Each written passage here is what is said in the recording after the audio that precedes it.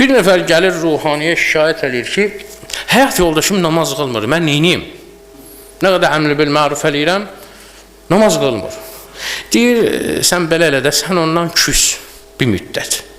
Bir müddətdən sonra gəlir, küstüm, alınmadı.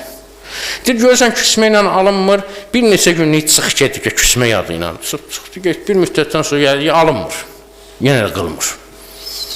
Deyir, yaxşı bir, heç olmasa bir yumruğu, bir stolun üstünə vurmağı başardı, bir qapsındır, nəsə də bir axır.